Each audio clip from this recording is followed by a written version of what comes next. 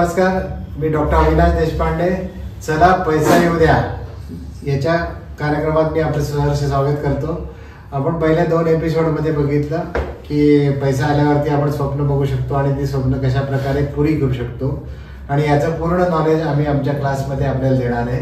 पण स्वप्न बघणं हे कदाचित आपल्या हातात आहे, पण आयुष्यात एक अशी गोष्ट आहे की जी आपण ॲक्च्युली बघत नाही किंवा आपल्याला स्वप्नातही बघायला ती आवडणार नाही, पण त्या गोष्टीचा आपल्याला सामना करायला लागतो.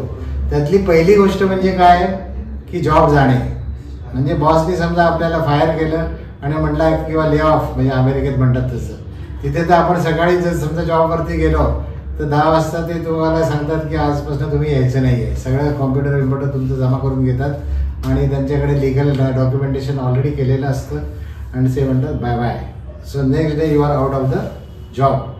अशी सिच्युएशन येऊ शकते. किंवा काही लोकांना जर माहिती असेल की 2 वर्षापूर्वी एखादं वर्ष झालं असेल कदाचित, जेव्हा सेमी कंडक्टरची चिप अवेलेबल नव्हती, जी ॲक्च्युली चायनामधनं लोकांना मिळत होती, तर डेट्रॉईटमध्ये किंवा US मध्ये बऱ्याच लोकांचे ऑटो इंडस्ट्रीमध्ये काम करणारे लोकांचे जॉब्स गेले आणि जॉब त्यांचे गेलेली लोकांचं वय कदाचित 45-50 असे होते.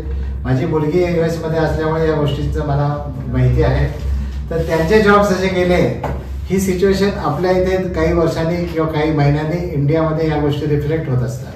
तर जॉब जाणे, इन्क्रिमेंट, प्रमोशन न मिळणे, या सर्व गोष्टी आपल्या हातात नाहीत. त्यासाठी आपल्याला काहीतरी आर्थिक साक्षरता असायला पाहिजे किंवा सेकंड सोर्स ऑफ इन्कम असायला पाहिजे, ज्यासाठी आम्ही म्हणतोय की वास्तुशास्त्रबद्दल आपण ट्रेडिंग टेक्निक शिका. आणि हे का शिकायचं हे मी तुम्हाला दाखवलं की जर आम्ही झिरोदावरती एवढं प्रॉफिट कमवू शकलो स्वतःसाठी, तर तुमच्यासाठी का नाही कमवू शकणार. So we are going to do that. तिसरी गोष्ट महत्त्वाची म्हणजे काय की कदाचित आपण आता विसरून गेलो. म्हणजे विसरायची गोष्ट होती की आपण करोना ही जी महामारी आली होती, ज्याच्यात बरेच काहीतरी डेल्टा, ओमिक्रॉन काय काय व्हेरियंट्स आले, त्याच्याबद्दल बरंच काय आपण शिकलो आणि त्यांना आपल्याला डोकं पस्तावायची किंवा बऱ्याच लोकांनी आपले नातेवाईक किंवा काहीतरी घालवले, मुलगा, आई, वडील असे कोणाची वाताहत झाली. आता आपल्याला वाटली की आता तर करोना कुछ आने वाला नाही आहे, पण असं काही नाही आहे. अनफॉर्च्युनेटली काल आताच एक 4 दिवसापूर्वीची न्यूज आहे किंवा आज सकाळीच मी बघितलं, टीव्हीवरती दाखवलं, मुंबईमध्ये 53 रुग्ण नवीन करोनाचे JN.1 नावाचा जो व्हेरियंट आहे त्याच्यामुळे आपल्याला आज काही लोकांना बाधा झालेली आहे.